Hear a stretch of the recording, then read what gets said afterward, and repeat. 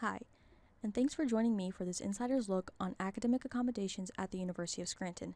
Today, we will look at what the American with Disabilities Act means for you as a faculty member and hopefully leave you feeling a little more confident in your role and responsibility in furthering the education of our students and keeping our great university in compliance with federal law. When a student requests academic accommodations, he or she initiates the process with the university.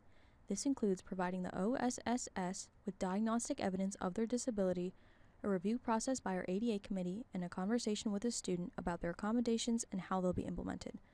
This includes what their own responsibilities are. The student is assigned a coordinator that helps them to manage their diagnosis and mitigate it with the accommodations that they have been approved for. A faculty member is notified by email that a student in their class has been approved for accommodations. When an instructor receives a faculty notification letter, it will not disclose the student's disability. This is protected information the student may choose to share or they may not. Accommodations may be classroom or testing accommodations. Students may be approved for classroom accommodations. These may include, but are not limited to, note-taking, computer use in the classroom, the recording of lectures, the ability to leave class discreetly, and the attendance flexibility policy. Let's take a closer look at each of these and understand what faculty responsibility is and why a student may be approved for these accommodations. Note-takers are managed through the OSSS. The OSSS will hire a note-taker anonymously so that neither the note-taker nor the student who receives the notes will know who each other are. Students are instructed to take their own notes and then utilize the peer notes as an additional support. The ability to record lectures is simply that a student may use his or her phone, tablet, or computer to record lectures. Providing lecture notes, PowerPoints, and even recorded lectures, while not required of the instructor, may aid students in receiving and interpreting the information being taught.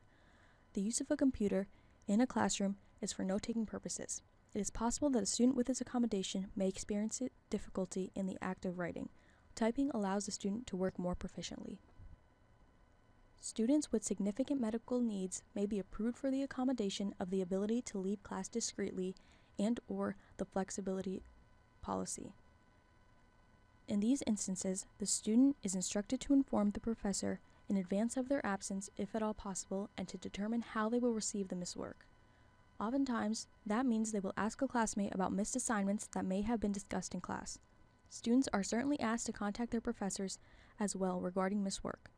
Keep in mind that these accommodations are an interactive process and that students are not required to disclose their diagnosis or the specifics of why they missed class, but they should continue to have conversations with their professor about missed work and assignments.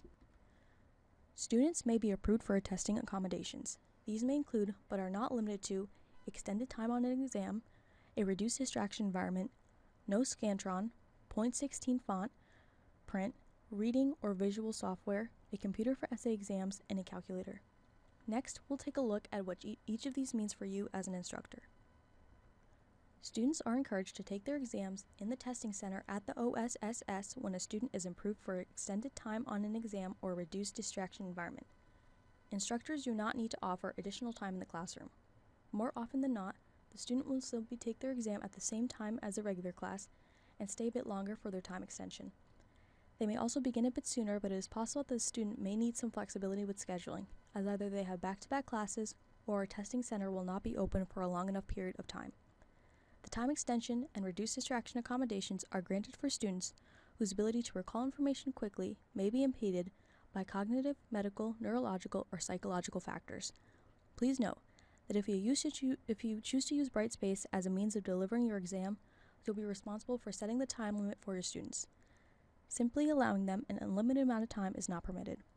Checking your faculty notification letter for the time allotment is suggested, as students may be granted 1.5 or even double the amount of time given to the regular class. Our instructional technologists at the Center for Teaching Excellence are able to provide instructors with assistance in extending the time on Brightspace exams. Students who have reading disabilities, visual impairments, or dyslexia may use a reading software tool or accommodations such as no Scantron or size 16 font. The computer for essay exams for students with dysgraphia and calculators for students with dyscalculia are accommodated in the OSSS department. Therefore, professors do not need to provide additional equipment for their students, except perhaps sending the exams to us in either the larger font size or in an editable format so we can increase the size.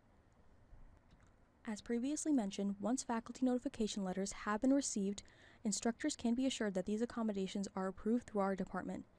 It is required that the student is rendered these accommodations in order to keep the university in compliance with ADA regulations. Keep in mind, also, that it may not be easy for students to talk about their accommodations at the secondary level. These conversations are held between parents, teachers, and staff. While of course we encourage the students to advocate for themselves, we recognize that some of it is new and can be difficult to initiate. Nevertheless, it is all of our responsibilities to provide them with the time to talk about their accommodations and what is and isn't working. To encourage this communication about students' needs, please remember to add our statement to your syllabus. Lastly, we want to inform you that our new accessibility system, called Accommodate, is up and running. Thank you for joining us for this brief look at academic accommodations at the university. For additional information, please contact our staff. The following is a link to resources for faculty on academic accommodations.